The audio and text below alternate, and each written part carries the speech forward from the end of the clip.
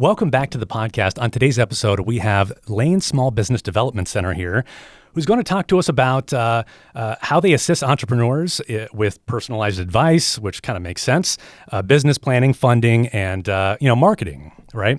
We'll also explore some success stories, so people that have sought your services and are doing well and thriving. And then we're going to get into some common questions, some myths, some pitfalls in starting and running a business. So let's get into it. What's up, Eugene? You're listening to the Eugene Morning Hustle podcast, brought to you by the Eugene Area Chamber of Commerce.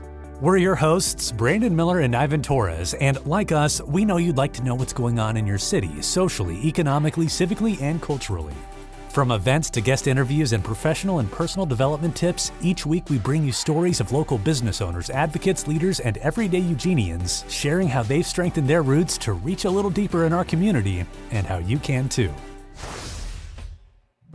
Welcome to the podcast, Dan and Casey. Thank you. Thank you. Could you share with us a little bit about kind of your background and where you fit into the SBDC? Sure. Casey, why don't you go first? You've been with the SBDC longer. Sure.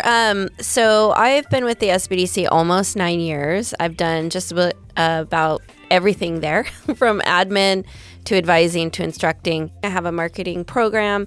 I also have co-taught the business plan class for several years. Right now, another advisor and instructor, Brenda, and I are working to create a lot of our programs and classes on an on-demand version. So a little bit of everything, but in general, my specialty is marketing, anything digital, online, websites, things like that. That's what I say my specialty is, but at this point they have me doing everything. So yeah, it's a little bit of everything. Yeah. Casey's one of our best advisors. I'm glad to have her on our team. I've been with the Small Business Development Center for 2 years, coming up this August, and I've been in community economic development for just over 2 decades. And I really love what we do. My role is to direct our team. We have 6 part-time advisors. We have 4 full-time in our office team.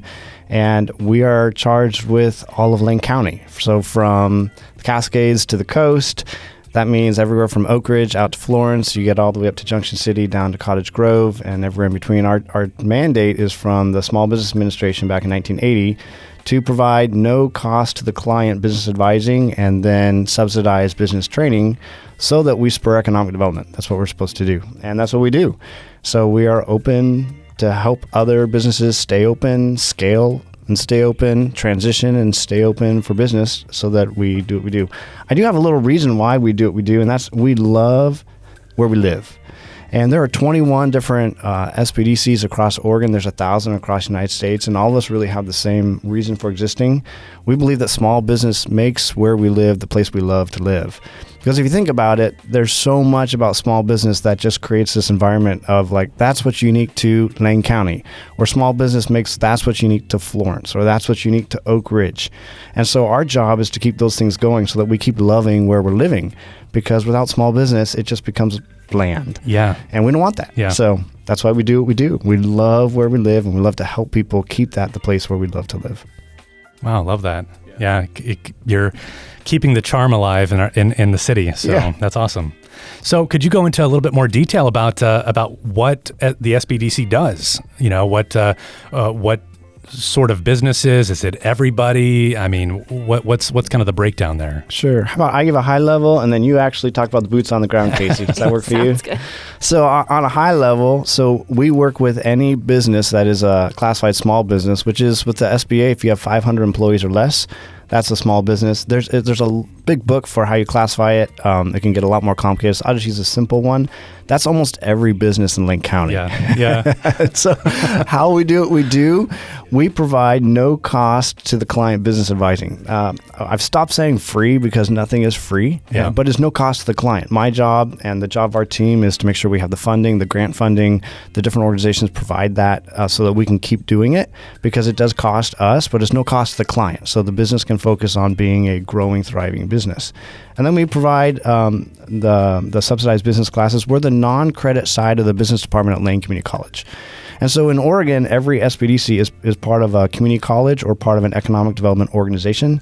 But there's 17 community colleges. Every community college has their own small business development center. And we did that in Oregon. We're unique as a state. Just a few states did that to spread out the services of the SBDC across the state.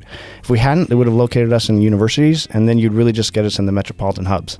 But in Oregon, we're spread out across rurally because we have 17 community colleges across our state, all doing the same thing. No cost to the client, business advising, and subsidized classes like business planning, small business management in a cohort form, online marketing, e-business, cybersecurity. So a lot of workshops, classes that help businesses be who they are. So maybe Casey can tell us how it actually works. Yeah. Well, probably if you read our website or you read what an SBDC does, Dan covered that. But I would say the other kind of unique thing about SBDCs is they kind of function as their own little offices. So depending on who works there, depending on which advisors have decided to lend their knowledge there, it can be drastically different than a different SBDC. So one thing that's nice about that is we also are pretty free to kind of do whatever we want on the other than those services that we must offer. So, for example, this year post-pandemic, we've added a lot more events to what we do. So we have a resource fair twice a year now. We have a client recognition event that's kind of like a graduation in a way, but it's a time for us to celebrate our clients' accomplishments throughout the year. I, as I said, do marketing, so I'm back to making client videos where I go out and we have a YouTube channel. So that exists because that's my expertise, but that doesn't exist at every SBDC. So it's kind of unique in that way, and it also makes it a lot of fun for us because we can be like, hey, you know what we should do? We should have this party and enjoy our clients and celebrate them. And we're like, cool, let's do it. So I think it's also a lot of fun. And as Dan mentioned, it keeps our community fun and thriving and diverse. But now that I've been there almost 9 years, I look back on some of the friends that are now solidly friends in my life, and I have to remind myself that I met them because they came in for help. And I think that that's really, really cool. A lot of the people in my life are small businesses in the community, which is just fun. And I do want to mention that because we can be different in each space, part of it's shaped by the chambers of commerce. There are 9 chambers of commerce across Lane County. So there's Eugene, Springfield, Cottage Grove, you've got Florence, and then you've got other smaller chambers of commerce. And so we can really bend who we are to fit the needs of what the Chamber of Commerce needs. And each chamber is just a collection of local businesses that are partnering to do business better in their area. So a lot of what we do then shapes itself based on whatever that chamber says, hey, in this area, this is something that we need. Like we just hired a on-site advisor out in Florence, and we have some specialty needs out there. We've brought childcare provider accelerator classes to help people launch home-based childcare. And a lot of that came out of the chambers who said we have three top needs, and that is we need housing for workers, we need childcare for workers, and we need a trained workforce. And we're like, well, we can't work on the housing, that's not our specialty, but we can help with childcare by helping people open childcare businesses. So that's kind of the fun of what we do too, of going, hey, who are the businesses where they are and what is it that they need? And yeah. Well, and the other good thing is because we are a network, nationwide, statewide network, if there isn't something that we can help with, we usually have a resource to help. Like Dan and I just recently took a global trade training through Collaborative EDU, and we now know that process. And even though we can't do it directly at our center, we know now how to refer other clients through that process if they're looking at global trade. So that's also a good part of it. Yes, we're small and local and we can do what we want here, but we have this huge network of resources as well. Yeah, there's 100 different SBDC advisors across Oregon. And so if we don't have the specialty on our team that has 6 different advisors, we can reach out to the network and say, hey, who has that specialty? And then leverage that for a business in Lane County. Wow, that's huge. Yeah, it's huge. So what types of folks are coming to you? Are they companies that have been around for 20 years? Are they people that are like, I don't know where to start my business? I want to start a business. I don't know where to go. And then you have others that have been around for decades. Who are you seeing most of? All of it. All of it. All of it. Wow. Yeah, we get clients that say, hey, I've got this great idea. all the way up to our last business plan class. I don't think I can share it. I don't think they've announced it, but a woman that was buying a business that's been in our community for 20, 25 years or something. So yeah, I mean, everything. Yeah. And I love that question because people often think, well, what types of businesses? The truth is, there is no single type of business. There is a type of person, and that type of person is somebody who is innovative and courageous, but they have different motivations. And so each person has a different reason why they're going into business. And so one of the things that we have to do really well is listen, and then take the resources that apply to that person, because each business is different. So, and I mean, we just came out of a pandemic, and now our economy is actually stronger than it was before. And so businesses are in different places based on where they're at, but a lot of business owners are tired. So if they made it through that time, they're like, okay, things are better, but I'm tired. Or I have these things that I'm recovering from, or our business is recouping from, but I see this new opportunity. And so there's this interesting play of what can we do and where people are at. So yeah, and I think that's one of our biggest assets is that because we're personalized based on their needs, we'll get a lot of clients that'll say, I Googled this, or someone told me I should do this. And it doesn't always apply to their business. The example I always give that always gets a lot of laughs is I'll hear a client that'll say, hey, my friend told me I should be on Instagram. They sell all their jewelry on Instagram, so I should be on Instagram. And I'll say, well, what's your business? And they'll say, I clean septic tanks. And I'm like, maybe not Instagram. We might want to look at something different for you and you specifically. So I think that is one thing that people don't realize about us as a benefit. They think, well, why do I need to go in and talk to somebody? All information is available online. I can just Google it. But it doesn't really work that way. There's unique challenges for each type of business. And for us, it's much more personalized to be able to say, let's look at your unique situation. And sometimes, like Dan said, it's them personally too. What are your skills? Yeah. You might be able to have a great Instagram as a septic tank cleaner. I've seen really hilarious, but it's their personality that brings out that working. If you're deadpan, probably not. Yeah, I've learned after a couple decades in community development to stop trying to guess whether this certain thing is going to work or not, because it always surprises me. And I'm like, and often my first reaction is wrong, where I'll read something like, this is awesome, and then later I'm like, oh, when I got to the nuts and bolts, no. Or something else, I'm like, that would never work. And then I find out there's a huge clientele that wants that thing, and I just didn't know. Yeah. But there are some basic principles that are really the same. So then what our team goes in is say, hey, we're not a specialist in the niche where you are, but we are specialists in the 4 basic things that every business needs, which is finance, marketing, operations, and leadership. And so when you look at the different pieces that are going on of, hey, I don't know which thing it is that you have, but let's find the area where you need to grow and what might be causing you to feel stuck or to maybe be stuck unknowingly or unintentionally. And then let's get the resources you need to grow in that area. Because the unique thing about being a small business owner is you can't delegate up.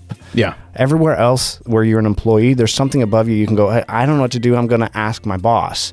When you own a business, there's no boss to delegate to. So in some ways, we become that like sounding board for someone to go, I don't have somebody to bounce this off of because there's nothing above me. And so often a small business owner just needs that. Some people, they actually have the answer inside and they need to talk it out. And other people are like, no, I don't have the answer. I need someone give me the answer. Yeah, I need someone who can give me like 3 options and then I can work through the options because I'm truly stuck. And so that's a really, really good place to be when we go, oh, let's help you get unstuck. That's really neat. So really anybody could come to you with even just an idea before having something. Absolutely. That's amazing. Yeah, we've got, in fact, I'd say maybe 25 to 50% of the people that we meet with are in the idea stage. Somewhere between the idea and the initial launch stage. Then you've got a group of people who are in the launch stage who are like, I didn't realize that launching would be so hard. Or they launched without a plan and I just realized I need a plan and I need help building one. Then we have other people who are in the scale stage of I've gone this far, but I want to go to the next level, and I don't know what tools I need or what's keeping me from going there. But we have a lot of people in the idea stage and helping them sort that through. I also want to mention most of our advisors have owned small businesses or currently own small businesses also. So I think another huge asset of ours is we are not just teaching people stuff that we learned at school or we learned in a book. Most of it comes from realistic experience. I think everyone. I mean, all of our advisors, all of our staff. Yeah, everyone's owned a business or. So coming with some personal experience, right? That's great. Right. Yeah. So we're coming at it going, we've lived where you are, or we're currently living where you are. So. Yeah, I always joke with clients, we know what it's like to be up at 3 a.m. wanting to throw up. So if you are speaking to someone that has not been up at 3 a.m. wanting to throw up because of a mistake you made, that's probably not the best advice. We tell people totally. I think we've all been there. We're here to help you make new mistakes because we've made lots of mistakes. So if we can share our mistakes with you, you can go make new ones. Yeah, and then you're ahead of the curve because you're like, hey, I learned from all of their mistakes and then I went and made new ones on my own. So far ahead of the curve. I mean, all of the years of compiled experience there, that's awesome. I mean, I didn't even, so the thing is I'm a business owner and I didn't know you guys existed until we jumped on the pre-interview. I was mind blown. I want to get on there. I want to get an appointment with you guys. I mean, honestly, when we got off that Zoom interview, we're just like, dude, what? We need to talk to them. Well, and so just to mention, to become a client, really all that's required is that you register in our system and make an appointment. That's it. LaneSBDC.com. You go and register for an appointment. Well, we will definitely put a link in the show notes for that. Yeah. Absolutely. So do you have any issues with people knowing about you guys? Sometimes we're becoming more and more known, and we've been around since 1980. All of our chambers know about us well, but yet a lot of people who start businesses don't know we exist because you haven't had to use a service before. Yeah, I mean, and I think sometimes it's not necessarily not knowing that we exist, but not knowing exactly what we do and how, because I have clients that will meet with me once and then I always let them know, appointments are pretty much unlimited to you as long as you're moving forward and we're making progress. And they're like, what? I can see you again? And I'm like, I have clients I've been working with for 6 years. That's pretty common. We actually want you to be with us long term. That's the goal, is that we have you long term. So I think that's more of the unknown part, is not realizing that it's long-term support. And then maybe just not realizing all the services we have. So the advising plus the programs plus the events that we do and things like that. So, and some of it is also that because we're a small department, we don't always have consistent staffing. So I do the marketing for the department.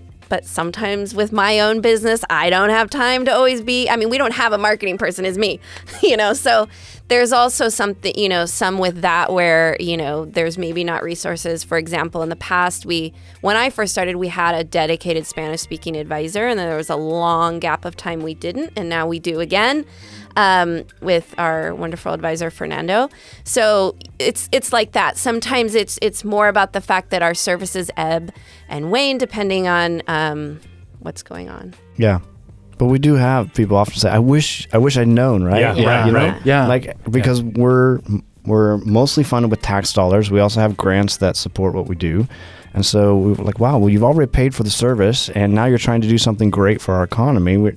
Also, I didn't mention, and this is related to Dan, we also haven't ever really had a director. The entire time that I worked there, we didn't have one, and then we had one for a short period of time during the pandemic and then left again.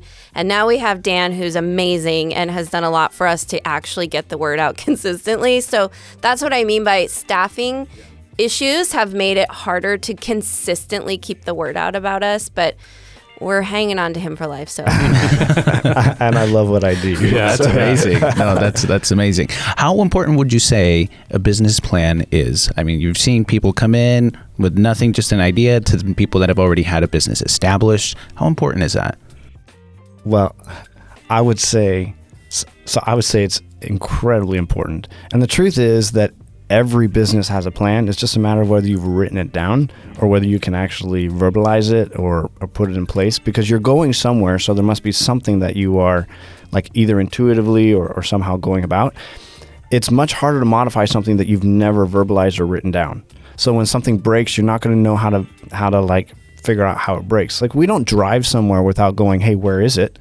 And we don't like, you don't just go and spend something without going, what am I going to use to pay for that? But for some reason we launch businesses. We're like, hey, I got an idea. Let's just go do it. And we'll figure it on the way. Yeah, figure it out on the way. So I would have to imagine then, without that business plan, let's say, like somebody's got that get up and go and is like, great, I have an awesome idea. I'm going to start doing the thing. Yeah. And they start doing the thing, roadblock because they didn't have the plan.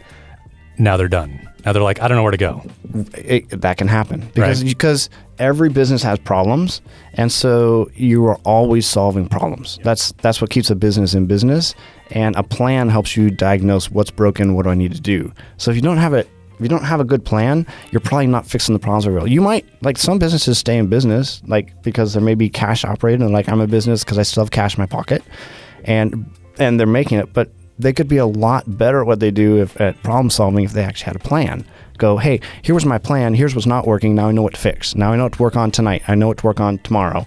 I know what wasn't working of what we planned to do. So well, and in all fairness, though, to also remind clients, because this comes up a lot, where I do think sometimes clients don't reach out to us because maybe they're embarrassed or ashamed of the fact that they didn't write a business plan, or they didn't do any planning, or they're not paying their taxes, or whatever it is. And so we definitely do also come from a place of, that's okay. Let's look at where you're at. If a business plan scares the crap out of you, that's okay. We're going to help you and hold your hand through that process. So I always tell clients, a business plan is a working document. It's not something that is ever done. So that usually helps a lot, because sometimes they, especially when they're in the program, they're like, is that right? Is that what should I do? And I'm like, I don't know. Is it right for you? I mean, I'm not going to give you an A or a F. And it can change. Right. And it can change. It will change. Yeah. That's the thing. So we try to make sure that we come from a place of support and not judgment. Yeah. And I think maybe that's why sometimes clients are reluctant to meet with us. In fact, because we are a federal program that got started in 1980, we are bound by confidentiality rules for our funding. And so, like right now, we haven't mentioned any businesses by name or any business owners by name. That's intentional. We can say some general things unless someone signs a document that says, hey, you can publish my good story. So we tell people often, we raise our funding by your good stories. We help your business by you being honest with us about what's not working, because we have to keep it confidential within our team. So then people are like, really? I can tell you that like this is going on? I can tell you that I haven't been doing this and I should have?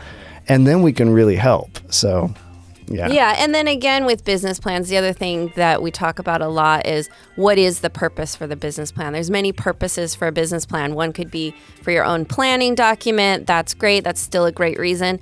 But some people are going for funding, and that is a whole other animal on what it needs to be. The financials have to be tight.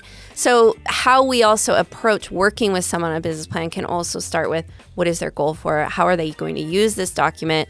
And then we can start there, which can be helpful. And it also can take the pressure off, because a lot of them aren't going for funding and they just want to understand their business better. And when you take that pressure off, it's like, if the numbers aren't great, let's just skip that section for now. And they're like, what? And it might be good to even back up. One of the first steps of a business plan is to figure out why you're doing the business.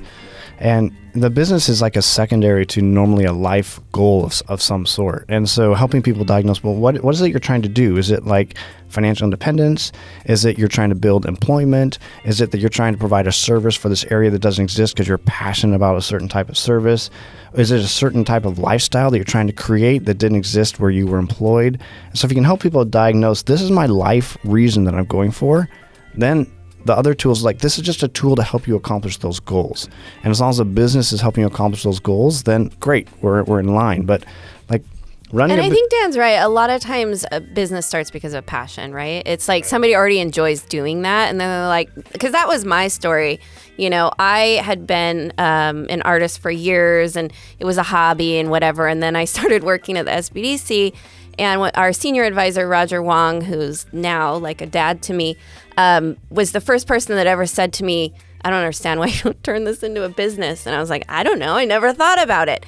So really, I'm truly a success story of that department as well. And just the fact of having a mentor say, why not? And I'll help you figure out how to do that, So I think that's part of it too, is sometimes people have been working in this passion or on this hobby for many years, and now they're trying to figure out, okay, how do I make it consistent? How do I maybe replace an income? How do I do this full time? So there's nothing wrong with going backwards a little bit and trying to figure out how that would work. Well, it sounds like when we speak of like the value of working with somebody on your business plan versus just going to Google and being like, well, there's 900 articles that explain how to write a business plan, but a business plan is specific for you, right? And so working with somebody like you is that you get to that specificity, right?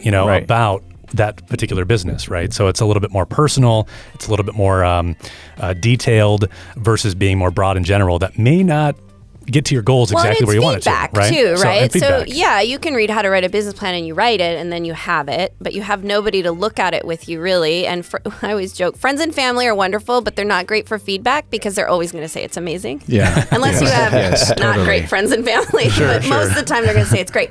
So, we are going to be able to give constructive feedback to actually, maybe hone in on something or notice something that's wrong or missing or whatever. So I think it's not even just the writing. Yes, everyone could read how to write one and probably do it. But it's that feedback that I think is really important. It is. And a plan can be, we have a 1-page business plan, and we also have another tool from LivePlan that creates like a 30-page business plan. The planning is really different depending on what you need. So if you have a very simple business, maybe it's you just need to write down on 1 page what I'm trying to do, how I'm trying to do it, my goals for the next 3 or 6 months, what resources I need, the people I'm trying to reach, and how I'm going to pitch it, what problem I'm trying to solve. So it could be very simple. Others, like if you're going for funding, you need something more complex, not because a bank wants all the complex 30 pages. They want to know if you understand the complexity of it. And I often tell people, you don't need 30 pages because a bank's going to read 30 pages. They're not going to read all 30. But they do want to know, if we talk to you for 15 minutes, have you thought through all the pieces of it? And then can we stress test that plan? And because they're not going to put more skin in the game than you are. Absolutely. Yeah. Wow. What a great way to put that. That was really good. You mentioned your business accelerator plan business plan accelerator program a little bit earlier. Can you tell us a little bit more about that? Go ahead, Casey. Sure. So Roger, who I mentioned, created that program many years ago. And then when the pandemic hit, I co-taught it with him due to technology and just needing to be online. And so it's evolved a bit over the years, but really the basics of the way it works is you have a series of class sessions every other week, and then between the weeks you meet one-on-one with the advisor or an instructor. So each class period is broken up into maybe a topic. So financials, and then you meet with your advisor about financials, and then marketing, and then you meet about marketing. So it's a good hand-holding and feedback all the way through the program. And we use LivePlan software, as Dan mentioned. They're a local company. And the class comes with that for free for 3 months. So the class pays for itself in the resources that you get in the class. So through that time, you build the plan. And then the very last session, our students pitch it to the group. We bring in community members. City of Eugene is there. Usually we have a banker. We have other entrepreneurs. Some of us attend also to listen to the pitches, give feedback, ask questions, help clients work on it again that way. Then we have a party. So that's basically, it's super fun. Yeah. Yeah. So could you explain a little bit about, people explaining kind of what their business is about and how it works and why it works and all that kind of stuff? Sure. So do you want me to go for that, Casey? Or? Sure. I'll start. You fill in. How about that? So one of the key things that people often miss, they try to sell a product or a service instead of a solution to a problem. Right. And people buy solutions. They don't buy products. And even though, so we're used to seeing products, but people have problems that they want solved. They have hunger that they want solved through something that they eat. They have something that feels inconvenient that they want. They have something that they're desiring and it's not within their grasp. So a business solves a problem. And so a lot of people, it's learning to communicate that of how do I communicate, like we help entrepreneurs seize opportunities and solve problems. That's all that we do all day, every day. We're not just a business plan. The business advising, that's a product or service. But what we do is we help people seize opportunities, solve problems because there's opportunities they can't get to and problems they don't know how to solve. And so a business owner needs to learn to do the same thing. Then to others, like maybe they're a funder or others, there's a longer conversation that they have to pitch, and that is, how does it actually work? And so a funder wants to know that. But maybe, Casey, you want to add? Yeah, so what I was going to say is a solid example of this is, let's say a client wants to open a home cleaning business. Okay, we all understand what home cleaning is, so there's not a need to explain what it is. We know there's lots of people that want and need that. But because that business is pretty much local, they're not probably going to travel out of state to clean someone's house, right? So they can only serve a certain community. And we have data. We can look how many people live in that community. What is the income level in that community? So this is where we come in to help them understand this and do this research. So how many people live in the community? How many people could you even potentially serve? And does that meet the goal? Because a lot of times people will say, oh, everybody needs this.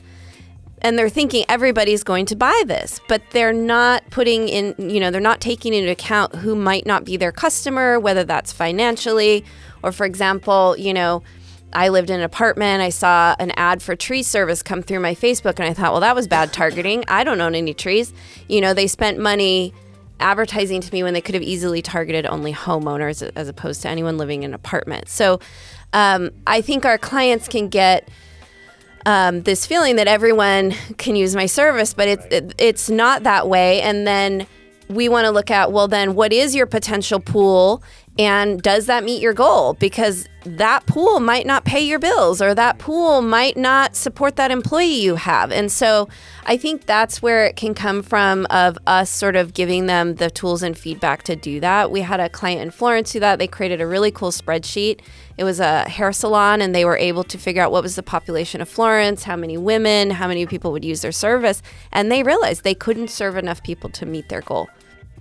Well, that's some important data right there. Yeah. Because it'll instantly save you a lot of heartache and money, I'm sure, to know that, okay, maybe I need to rethink some things, right? Yeah. Maybe you need to readjust, and maybe it's a whole different business model. And I always say it's never a no. We just have to figure out then how we make it work. So is that adding a different profit? Is that, sharing your space with another contracted hairstylist? I mean, there's things we can do. It's just that it's not a good idea to go ahead and start and just hope that you're going to get that many clients when we already know from the data that's just not even possible. I mean, it's so good to get those insights. That's amazing. What would you say? Would you going to say something? Nope. What would you say is some of the biggest challenges that some of the businesses are coming to you with? I mean, currently, I think it's the ebb and flow of the reality of owning a small business. Back when I was bright-eyed and bushy-tailed to own a business, I thought, oh, everyone can do it, and it just takes hard work and grit. And what I've realized is that the economy, I mean, we all learned during the pandemic, none of us know anything, that there's always an ebb and flow, even in best-case scenarios. So helping clients understand that and realizing that there is sometimes a benefit working for someone else because you have this steady paycheck, right? And with a small business, an entrepreneur, it's never going to be steady. It's not. And this need to want that to be and to try to force that is just not realistic. So we talk a lot about how do we stabilize income? How do we look at our data and identify our slow periods during the year? And what can we do about that? What do we want to plan around that? That would be an example. So really just helping them understand that. I was going to mention when we were on the break that I had a client just this week who's a longtime client. They're in our system multiple times. They've seen multiple advisors over the years. And the last note in the system said, closing client, haven't seen them in 120 days. This is something that we do just in our system to track. Doesn't mean they can't come back. It just means that we closed them, and here they were in front of me, and I said, well, what's going on? Everything seemed great. We haven't heard from you. We assume things are great. We don't hear. And they're web developers, and they said, business is drying up, right now, even though the economy looks good in some ways. In other ways, we're starting to see the ripples of maybe not everything being perfect because businesses are down for sales. And so when that happens, we start seeing layoffs. We start seeing business drying up in certain sectors. And So that was them saying, hey, business is drying up. Help me. What do I do? And then it becomes strategizing. Well, what other skills do you have? What other things can you sell? Can you get a part-time job right now to carry you through? And just taking away this stigma of you have failed. You have not failed. It is absolutely common for all of us to have a part-time job, either consistently or, throughout the life of our business. And so I think, that's part of it, is helping them figure out what to do. And like I said, usually, unless a client has really connected with us and stuck with us long term, we see them mostly in crisis when they're coming back. And so, yeah, it's a help. White flag. One of the big things about being a business owner and all that kind of stuff is having a team, right? Because we can't do it on our own. No, it's like impossible to do it on your own. But I think a lot of people don't see that until they're into this moment of crisis, where it's like, I need help in my financial sector. I need help in my marketing. I need help here. And it's like, that's part of building your team. And right. That you guys are the support. We're the team. You're the team. Yep. So speaking of all the many challenges that businesses face, funding, marketing being one of them, of course, you mentioned earlier about a business that maybe things are drying up or whatever. Well, maybe that's a marketing shift. Maybe that, your marketing needs to shift. Maybe the conversation's different, right? Because as you mentioned earlier, it's not just selling a product, right? It's kind of like McDonald's, right? Who's not selling hamburgers, they're selling happiness, right? Right. Which is, a clown. What does a clown have to do with hamburgers, right? Uh-huh. And so finding ways to get business owners to look at their business in a different way, to be like, this is actually kind of what it is that you're solving for, not the fact that you're just cleaning homes, I think that's the challenge, because again, a lot of business owners start it because that's their skill or their passion. So they don't really want to do marketing. They don't really want to do bookkeeping, right? And so when things are good, usually they kind of just don't do those things, or don't do them well or consistently. So as with like the web developer, maybe things were good the last couple of years, so they weren't keeping up with their marketing, and now things are slower and they don't have a list to tap into. They don't have a network on social media to tap into. So part of it too is helping them understand that we don't want to drop the ball just because things are maybe going good right now. We want to keep all of that consistent flowing, so that when things dip, we have some resources to go back on. Yeah, I think going back to your question about what are the common struggles, it really depends on what stage they're in. And so one of the first things we do is identify you're in the idea stage, launch stage, scaling stage, and they have different common struggles. Like the idea stage, their common struggle is they have too many ideas and they need to focus. And then they need to do the research, and often you don't know how, but we do that with them. But in the launch stage, it's a hustle stage. And what you really need is someone who can cheerlead, but also help you go, and these are the two things to work on while you're hustling. Because it's really, most businesses are starting with a side hustle, and you're working a job while this is on the side, because it's like a plant. You're getting going, but it needs the root system. In the scaling stage, the problems are different. The scaling stage, the business owner has moved from, I was the person doing all this technical work myself, but now I have like 3, 4, 10, 15 other people doing it. And now I'm trying to figure out how to build the systems so that people are doing what I used to be doing. And it's that switch from they were the one working to now you're actually working on the business. And then you have to help them work through, do you enjoy running a business? And in that scale stage, or how do you replicate what you were doing before in other people? So depending on what stage they're in, or if they're in the transition stage of, I've been doing this for 30 years, but now I'm thinking I want to either sell the business, I want to raise up somebody else to run the business, then that's a whole nother skill set of struggles, which we can get into. Yeah, that's a really big one to bring up right now, because baby boomers are a huge generation that are trying to get out of businesses with no plan. So we're actually working a lot on exit planning at our center, as well as a lot of the other centers, because we're seeing a lot of that. And really that should be talked about 5 to 10 years before the exit, because of things like, I just talked to a client about this week, that, she said, what is the point of keeping these people on my email list if they haven't become clients? And I said, the point is that you have a list that you could sell someday when you are ready to exit this business. So data because a lot of clients don't realize, like, what is the value of this business? They think it's the name, and usually it's not the name. It's usually the data. So like when a financial planner leaves, they take their books and they sell them to someone. It can be the same with an email list or some sort of marketing assets. I've purchased 2 businesses and they all came with digital assets. That was the only reason I bought them, is because they had assets. So helping clients understand what are business assets and how to start building them so that this thing that you've done forever can have some value. That just got me thinking about I have assets, I think. So somebody who's going to succeed in a CEO, right? A CEO that's like, hey, I'm done. I've been doing this for 30 years. I need to get out of here and go do something else. That is a very complicated process, I imagine. Yeah. To hand over a baby that you've been nurturing for so many years. Yes. Is that something that you help with and saying, it is. Actually come in and have it be seamless and smooth versus like you trying to figure it out on your own, because sometimes you often don't know. Well, it's a good point to mention that there are 2 topics that we don't really advise on, taxes and legal, because none of us are licensed to do so. So if it comes down to something like writing a legal contract to sell or pass over a business, that's something that we can guide you in the sense of you need a lawyer. But we can't necessarily review contracts or say if they're legally valid or things like that. So that's one thing to kind of keep in mind. But yes, we do, like I said, help them look at what are your assets, what are you selling. There's tools to know what a website is valued at. I mean, there are some tools out there, but some of it is also just understanding maybe your profit and loss too. So the other thing we see a lot is businesses that have tried to pay less taxes over the years, and now they're showing a business that's not really profitable. And so it's a little hard to sell something that hasn't shown a profit.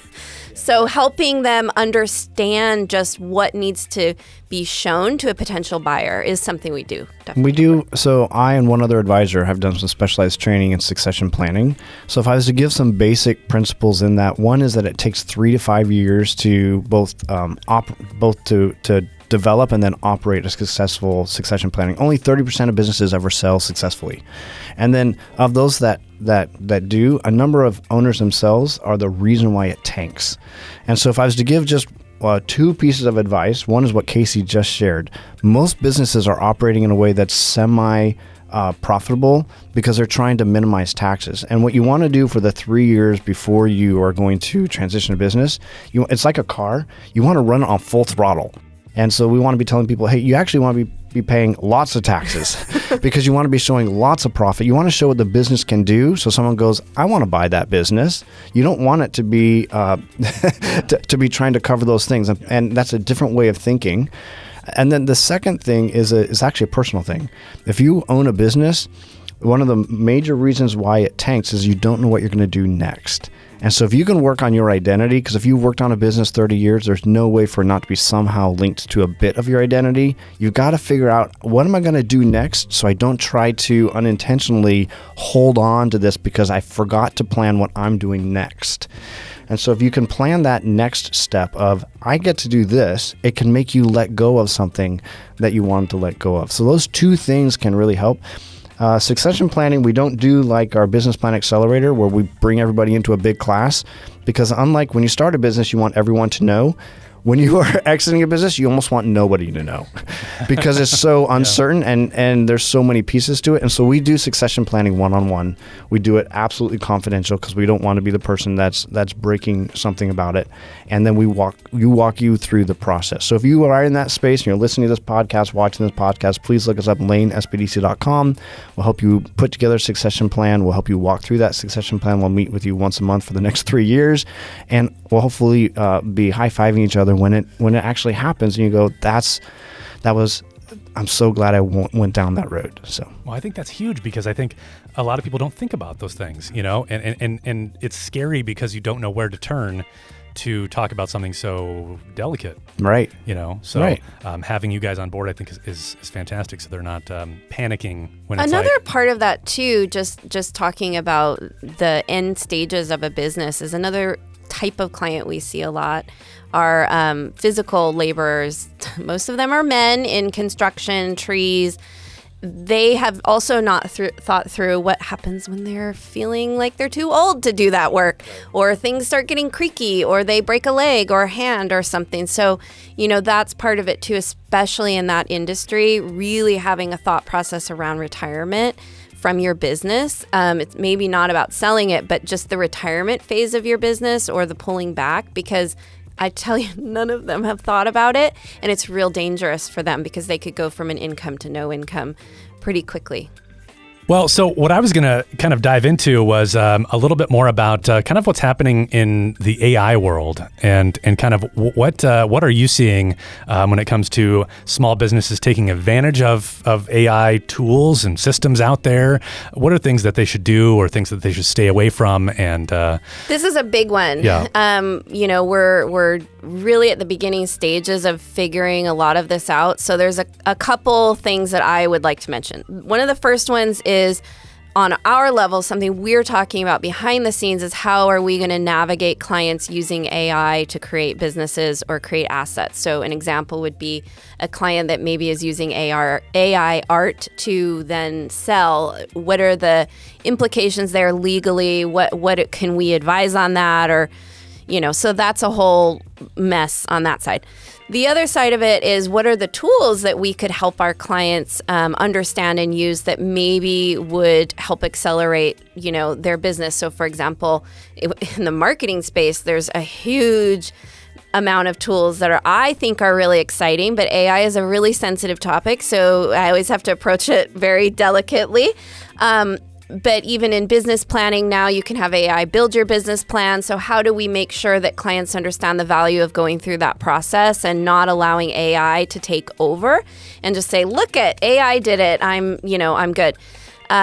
So we have some stuff in progress behind the scenes of our own training, our own learning. It's Columbia Gorge, I think. Yeah, there's some AI training. So again, because we're a network, we can send our clients to trainings at other centers. So we don't have to have everything through our center. So Columbia Gorge SBDC has AI programs now that our clients can take. So we've all taken them. We also are working with main campus at LCC. They have an open lab, an AI open lab for students to come in and practice with an instructor who can help them. And we're working to get one at our downtown center so that we can have our clients come in and have open lab. So there's things in progress.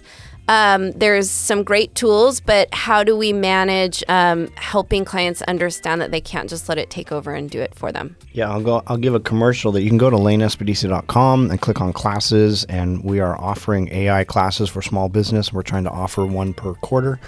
And so we just did a couple the last couple quarters.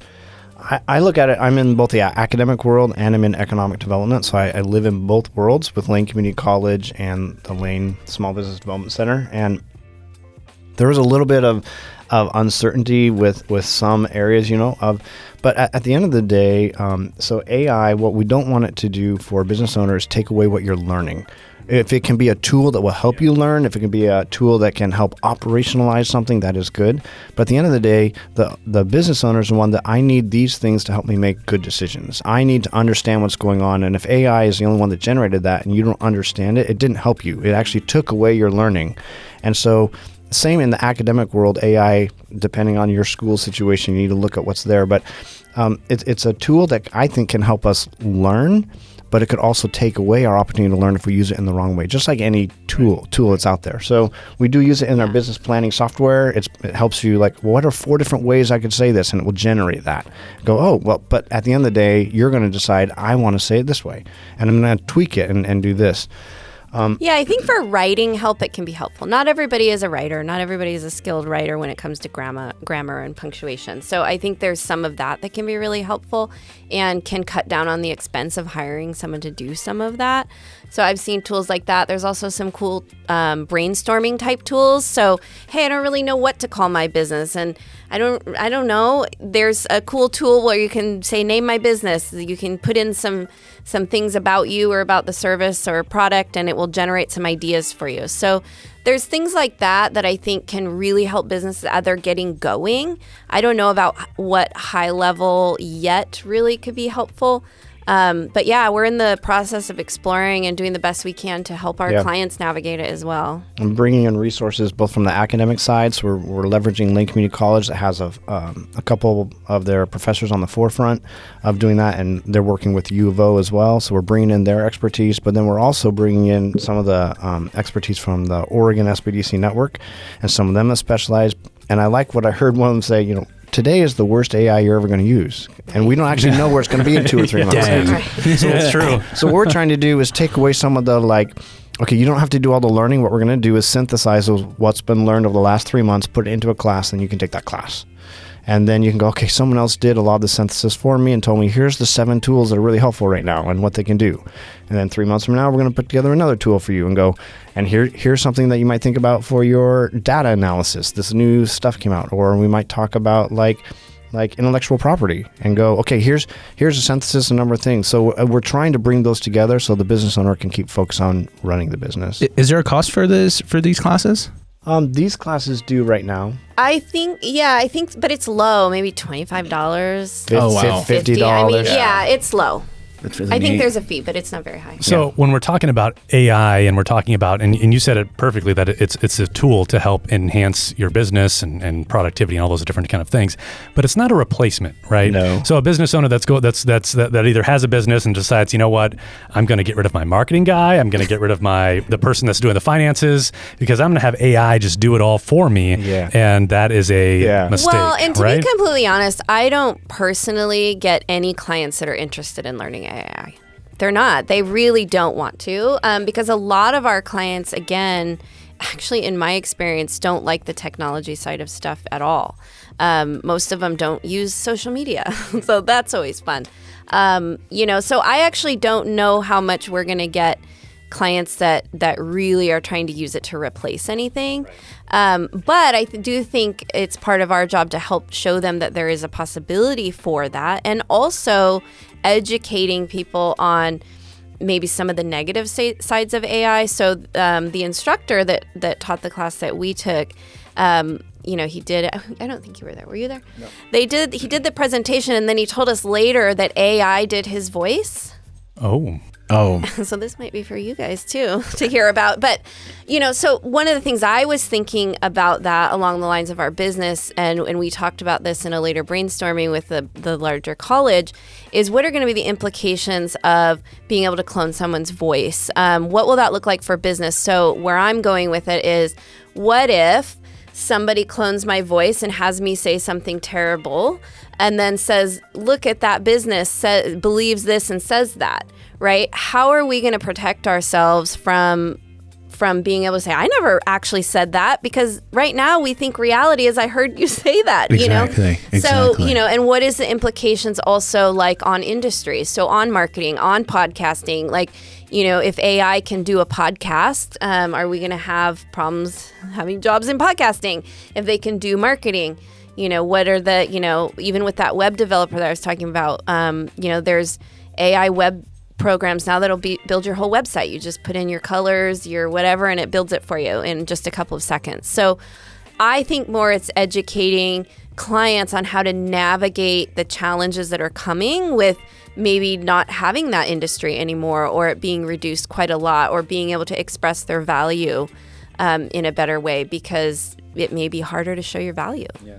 Right, because if everyone can do it, then it's no longer special. It no longer elevates your business, because now it's the status quo. It can be, yeah. Mm-hmm. And I do like to tell people that the one thing that I don't think AI will ever be able to do is lead people. Right. Because the soft skills of actually being able to interact with people and be a human that interacts with other humans.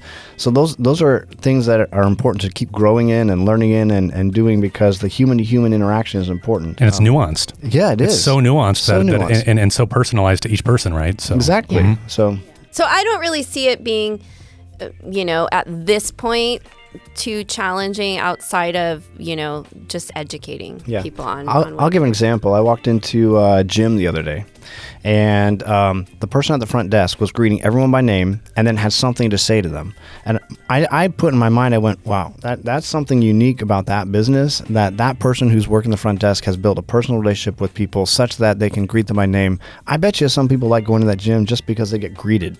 Right. Every time they go. Sure. Well, and that's why I'm saying I think our part of it is helping our clients understand the things that they can do. I like to say a lot, we can't compete with Amazon. When I talk to retail businesses, I'm a retail online business, I always say, I can't compete with Amazon, not in how fast they are and how much, products they have and their return policy. I can't compete with that. How can I compete? Well, because I answer questions. I offer resources. People trust me because they have known me for so long in the industry I'm in. I have a YouTube channel that teaches them stuff. They would still rather spend more with me than Amazon because I've built a relationship with them. So that's, I think, our part of this is helping clients understand it's not always about faster, cheaper. We don't have to compete with that. We can find our own way to compete, and I think that's where AI kind of comes in. Right, and I think what you just said with that example about that gym is they're selling connection. Yes. And that's something Community. that community. Yeah, community. AI can't do that, right? So that's I will say, and this is where I land with AI. I do think AI is like a tool that many jobs will have to learn how to drive. Like when the car came out, you could keep protecting your previous form of transportation, or you could learn to drive a car. There's a lot of different jobs that the job won't disappear, but it will have to include knowing how to drive AI with that job. Sure. And so if you need to learn those things, then you may need to jump over the fear barrier of going, I don't like this is new, this is different, but I want to stay in this realm, so I need to learn how to drive this tool to keep doing what I'm doing, because this tool's changing how what I do will be done in the future. Yeah, so, and it's not going anywhere. No, it's not. It's only, it keeps changing. It just keeps getting, yeah. Do you have any more questions about AI? Well, yes, but not right now. Go ahead. I just wanted to ask about funding and grants, and how realistic is that? Whenever I started my business, I went straight to Google and I was like, how can I get some government money? Did you get any? There you go. We get so many questions about grants, and we specialize. We specialize in helping businesses become profitable businesses so they can take out a loan and pay back a loan.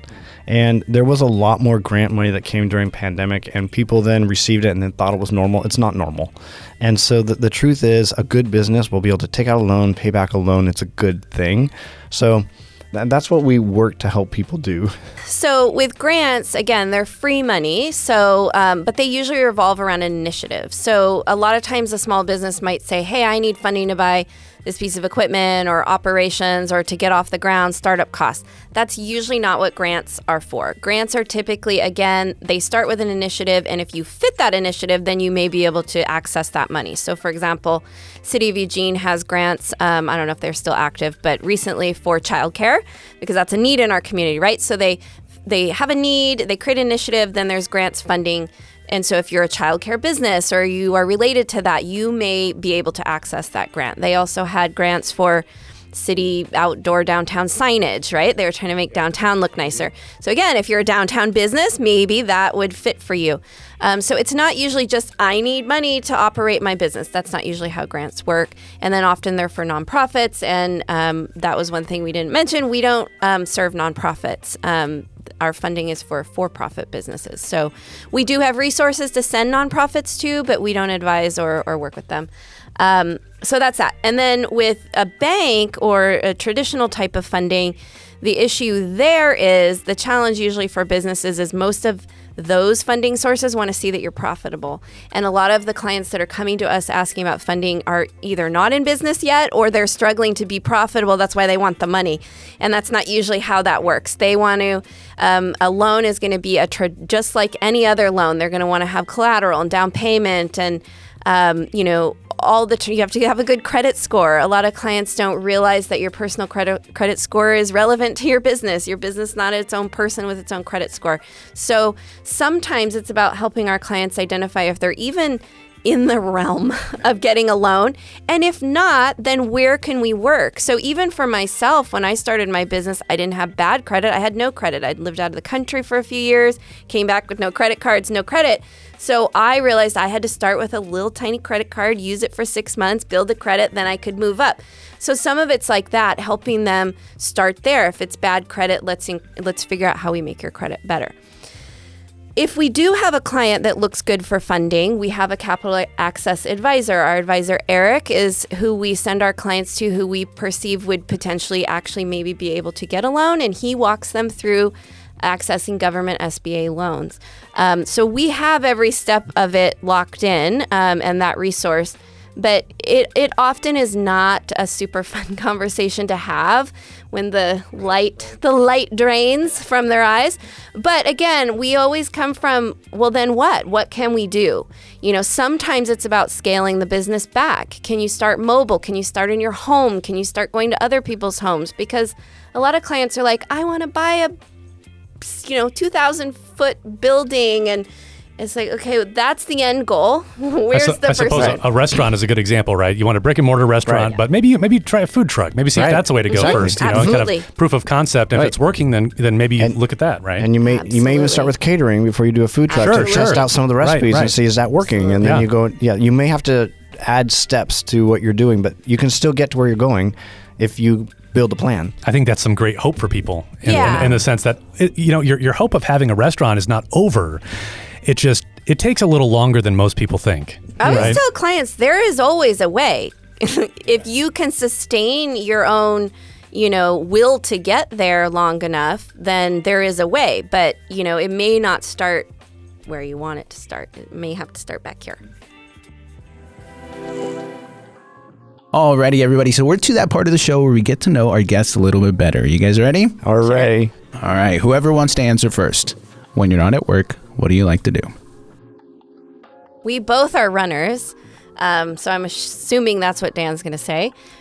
Because the hard part about this question for me is I turned my hobby into my business. So when people ask me what I like to do for fun, I tell them every day is fun for me because every day I'm doing what I enjoy doing. So outside of that, I like to run. I play soccer. My kid plays soccer. So pretty active. I like to pretend I read. Dan gives me books. I don't read them. Sometimes I do. But yeah, that's me. I love to run. I go to the gym, and my wife and I have 3 college-age kids. We love to visit them, support them, do whatever they're doing. So, what was the first career that you dreamed of? First career I dreamed of. Well, I know right off the bat. I had set out to be a teacher. I have a degree in English from the University of Oregon. I got sidetracked in Mexico. Didn't come back because I was doing a Spanish minor. Didn't come back for a while, had a kid there, then did come back. So it's funny because I set out to be a teacher in schools and didn't want to take on more debt to get my master's. Also wasn't so sure I wanted to be in the school system when I came back, but somehow I'm still a teacher. So here we are. You're using what you... Yeah. I love that. What part of Mexico? I'm sorry. Querétaro is like 3 hours out of Mexico City, and that's the joke. I set out to be a teacher in schools here, and then I taught in Mexico, and I actually taught business English, so it was pretty funny to come back to the U.S. and go back in English teaching. Wow, that's really neat. I was in middle school, and I dreamed of being an architect. I don't know why. I just was really interesting, so I remember I bought a little drafting board, and I went to the library and checked out a book on how to do blueprints, and then I visited the U of O because I had an older brother who went there, and I visited the architecture school. I never became an architect. I didn't go that way, but I think what I loved about it was something that you were like creative, but it was also like problem-solving engineering. And I'm like a problem solver, but I'm also creative. And so I got to mix the two. So it sounds like that's what you're doing now. I am. You're an architect for businesses. I am. Gosh, that's so good. That's so cool. Now, both of you are business owners? I'm not currently. Casey is. Yeah. But I've owned 2 businesses. Go ahead, Casey. So I'm a doll artist and have made dolls for a really long time, all different kinds of genres. The particular doll that I work with now, I have a supply shop for it. So that's actually more of that's the bread and butter, is actually the supply shop. And then, of course, I have a YouTube channel that ties into that, teaching people how to do it, then directing them to my shop to purchase the supplies to make their own. So I was a carpenter in Eugene, and then I went to do my master's degree, and someone taught me how to open a business. I became a furniture repairman. Oh, wow. And opened one. I ran out of my truck, and then so I did that for 4 years. It was called Nick and Chip Restorations. Doesn't exist anymore. The only thing I sold was the logo to somebody else. Wow, and then that's my cool. wife and I have owned a service-based business, and so, but it's not operating right now. But we have owned 2 different businesses. Very cool.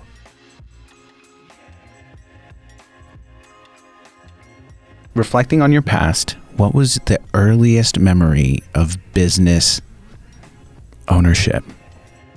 Yeah, well, like what was your earliest memory when you thought of like business ownership? Was it somebody in your family, somebody that you saw out doing something really cool? I just had this conversation with my family. So I've always been this way from the get-go. When I was, 10, I made a babysitting business. I made flyers. I went door to door. When I was like 13, I wrote a punk magazine. I sold it to record stores around Eugene. I got partnerships with record companies that would send me press passes. 13. I would go to concerts in Portland, interview the bands. I had a friend who was a photographer. He would do all the photos, and we ran a magazine. So this has been me since the beginning of time. Yeah. No.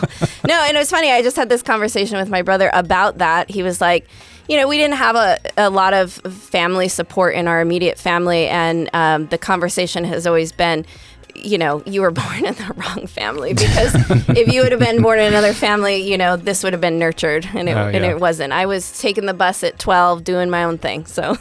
And I have a different story. So I didn't ever dream of owning a business. My dad was a fireman. My mom was a teacher. I dreamed of being an employee in some school or company or something like that. And then, like I said, I went and I became a carpenter, and I found a better job of doing contracting for furniture repair. And I'm a common story of other business owners. I opened up a limited liability company and was starting to do it before I even realized I'm a business owner.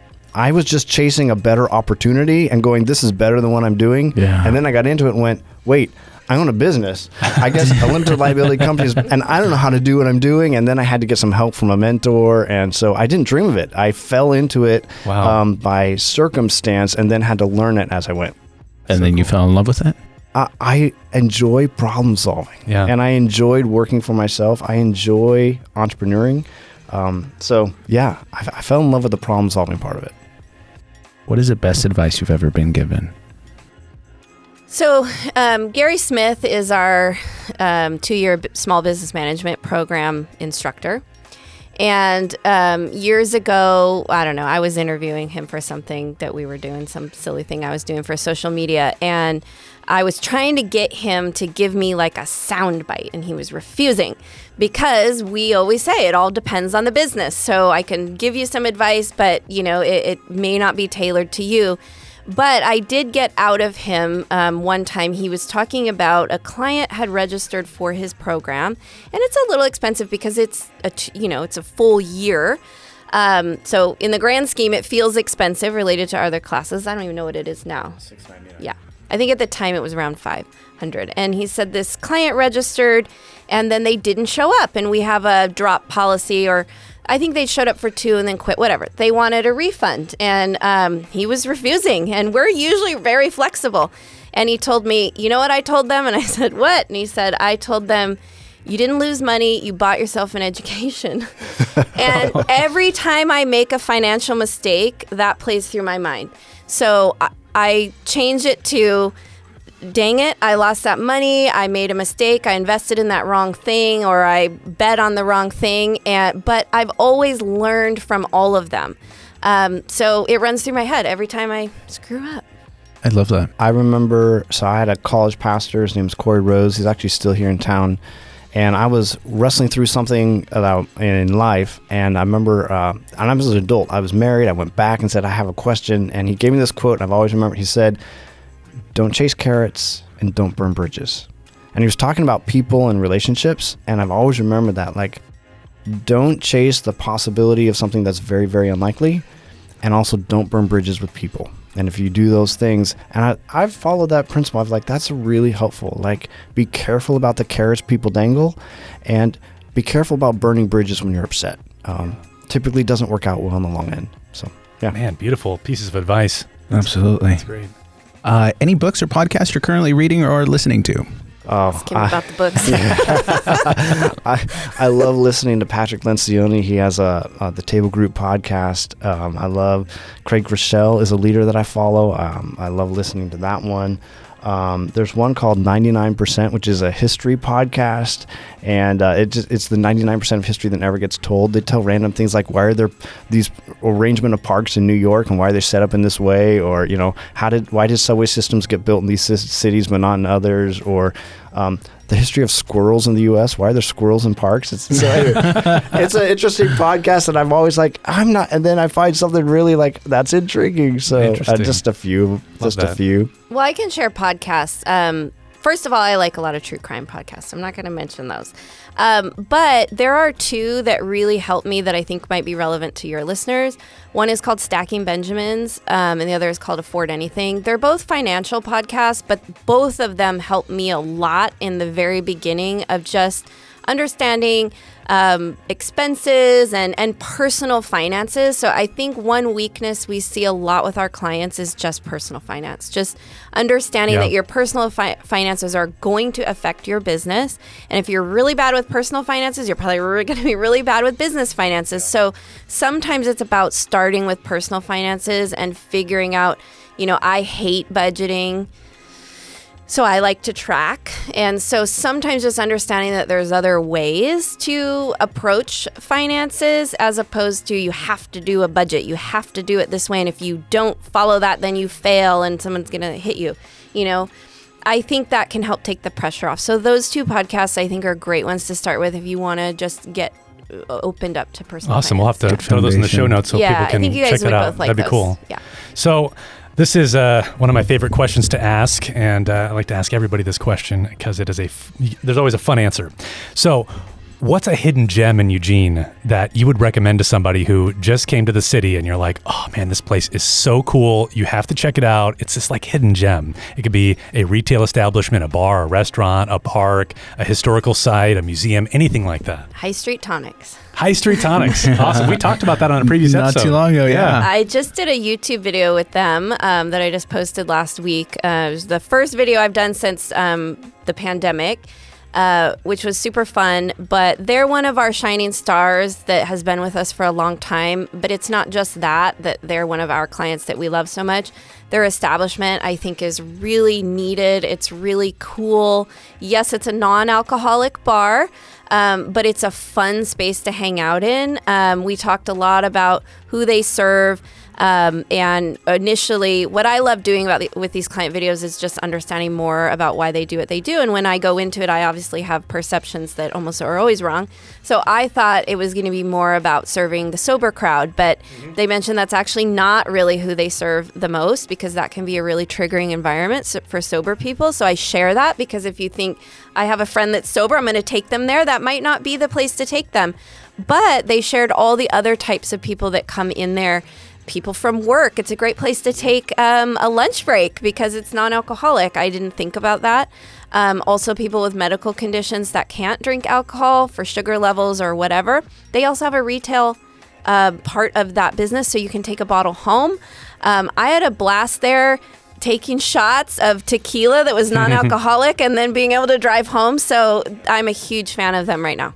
Very cool. I would say the Eugene Marathon. Again, we're runners. Oh, and yeah. so often what I hear about is sometimes people get annoyed with the marathon. Oh, it's shut down these streets or different things. I've done the half. I've done the full. There is a huge business opportunity with that. We have this gem of a run that goes on because we have something other cities can't replicate. We have Hayward Field, and that finishes there. And I remember running it going, boy, if I were a business, I would if I had a pizza business, I would crank it up it's always the last Sunday of April. I would crank up pizzas that morning and I would be blasting that air out on the run course and have a big sign. Yeah. And also it brings 8,000 people plus others into our city. So for that week, and it's an internationally known run. So I would I would target that week and go, I'm so glad we have this thing that's generating, it's a few $1 million of economic impact it generates every last weekend of April. So looking at some of those things that sometimes people get annoyed with and go, wait, there's an opportunity here. What can I do to leverage my business of whatever it is or the things that I have for this thing that's unique to this place? Well, and running events in general, or when I send clients to a lot that might fit that demographic, because a lot of them have finish line, what are they called? Markets, whatever, where you can set up a tent and advertise your business or whatever. One of our clients, Run Hub, who's also one of my favorite clients, I mentioned another one, at the end of the Butte to Butte, they're right there. It ends in front of their store. So they do a huge block party almost, So like Dan said, businesses that are opportunities for other businesses are super cool. That's very cool. That's awesome. Yeah, and if I was to mention one more, I'd say... We can't stop. We love our clients, can you tell? You said a hidden gem in Eugene, right? But I'm going to do a hidden gem in Lane County. Sure. I think it's Bay Street in Florence. So if you go to Bay Street in Florence and look at some of those places, I like the River Roasters or the Waterfront. So good. So that little street is a gem, I think, of Lane County and just what is available there and what you can experience. Yeah, I think it's a gem. Oh, I'm with you there. Yeah, that's awesome. So now that we're kind of wrapping up here, what final message do you have for Lane County, for Eugene, for our folks that are listening? What message do you want to leave them with when it comes to being a business, starting a business, seeking help, all that kind of stuff? Just don't be shy. I mean, we have so many opportunities to engage with us. So, if you're nervous about making an appointment and feeling that one-on-one pressure, come to one of our events, get to know us. We're all friendly. We all are like a family, and we just want to support you and we want to cheerlead you. You could hear in our voices, we love talking about our clients. We love sharing our clients. So just don't be shy. I'd leave you with lanesbdc.com because you want to know how to contact us. Yeah. And we're in the downtown Lane Community College building right across from the library, so you can come and walk into our office. So I would leave, please come visit if you are a business owner or you have a business idea, because we're your tax dollars at work. We're here with a smile and we want to help. Awesome. We also have drop-in advising is sort of new. I'm doing it. It's on Wednesdays from 3 to 7. So if you also just want to pop in, we're there. Yeah, 3 to 7, downtown building across from the library. Well, I think you got 2 new clients here. So. Absolutely. Well, this is awesome. Thank you so much for being here. We had a blast talking about business and everything business. So thank you so much. And we'll hope to have you on again. Thanks for having us. Thanks for having us. Really appreciate it. Thanks, guys. Dude, that was an incredible interview because I learned that, for one, I don't have to have a brick and mortar business to go see them, right? That was a misconception I had before really getting into this, is I thought, well, I had to have a well-established business before I go see them, or I have to have a well-thought-out business idea before I go see them, right? They were talking about business plans, and I thought, well, you have to come with a business plan before you talk to them. Yeah. And what they're saying is, no, we will help you write that business plan so it actually is effective and works for you. Absolutely. Right? I learned all of that, but I think what I really learned here was that I have this tool, this resource that I didn't even know that I had. Yeah. Thinking about okay, I'm going to start a business and then I'm going to tell my friends and get their advice, and my wife, and I'm just like you were saying, your family and your friends are always going to tell you the positive things. And that's true, because they want you to do good and feel good, right? Of course. Right. But man, so many times those questions that I had were serious questions, how do you think this will operate? How do you think this will work? What if I did this? What if I did that? And if they're not in a business mindset, they're not going to give you a business-minded answer, right? And I think these guys and what they're doing, so valuable. Yeah, and of course, they said that, they have ran or are running businesses already, so it's they know the struggle. They know the ins and outs of that. And so to me, that feels like better advice than Google. That feels like better advice than talking to your family and friends, right? Because they have all of the lived experience. Recently, I was listening to a YouTube short, and I really want to look up the name because I can't remember his name. It's the guy that has the. Hormozy? Yes. Yeah. Yes. Andy? No. No. Not Andy. What's his first name? Alex. Alex Hormozy, yeah. Alex Hormozy. So, so the other day I was watching one of his videos, and he's just like, you always want to hire up. A lot of the people always hire down. You always want to hire somebody that's not as good as you for job security. Even if you're not intentionally doing that, you will always do that. But if you hire up, imagine bringing somebody on that has 10 years of experience to your 1-year-old company. Yeah. Now you have 10 years of experience under your belt. And I mean, how many years can combined there on a business that hasn't even started yet? Man, that puts you so far ahead of the curve. Right. And having them as part of your team, I mean, huge. I mean, that was a misconception I had when I first started my business, is that I'm a solopreneur, and I do this myself. Absolutely. Totally false. I have a huge team of people that help me, and they may not be team members, right? They're not employees of mine, but they're team members. They're people they're mentors. They're people that I seek their counsel, right? Well, they said it themselves. Their goal is to make profitable businesses, right? So they have the best, they're how do I say that? They have your best intentions in mind. They have your best interest in mind. Yeah, absolutely. They have your best interest in mind. And I mean, from starting from just ideation to launching to scaling, I mean, all such important pieces with so many questions that can feel super daunting. And then just being able to, hey, I have a question, dropping in on a Wednesday and just getting advice. So valuable. Well, I know that we're going to be seeking that advice, because I mean, that's invaluable for sure. And the fact that it's, it costs nothing, which is wild. Like as a business, you're always looking to find ways to, cut some costs wherever you can to, increase the profit. Right. Yeah. So and talking about getting grants, this is like a little grant, they're getting paid somehow. Very true. And we get a benefit from that education. Absolutely. So, earlier we were talking about just very briefly about the Eugene Young Professional Summit, and the fact that that's kind of how we started this podcast was through that. Well, that is coming up this year. September 12th will be the Eugene Young Professional Summit, and tickets are available right now. How much are they? I don't remember off the top of my head. I think they're $125, and you can go to eugeneyp.com and buy those tickets. All-day event, right? Yeah, it's an all-day event. Lots of programming, lots of presentations, hands-on stuff. I mean, this year is going to be unlike any other year, which is awesome, because this is really going to be focused on stuff you can take away and use in your life, right? So that's what we're really after with that. So and something that's brand new is we're taking the podcast to the summit. Oh yeah. So that's going to be cool. We've never taken the podcast remote or offsite, so this is going to be a lot of fun. So if you're at the summit, we'll have our booth there. Come say hi. Well, we would love to kind of learn a little bit more about you and about your kind of excitement for the event, whether you've been there or not. And so it's going to be a lot of fun. Yeah, you guys will definitely have to stop by, maybe get some swag. Yeah, hey. Just kidding. I don't know if that's a thing. But definitely stop by. And as always, thank you so much for joining us, and we'll see you on the next one. This episode of the Eugene Morning Hustle podcast was brought to you by the Eugene Area Chamber of Commerce and sponsored by Ivan Torres of Business Block Studios and Brandon Miller Voiceover.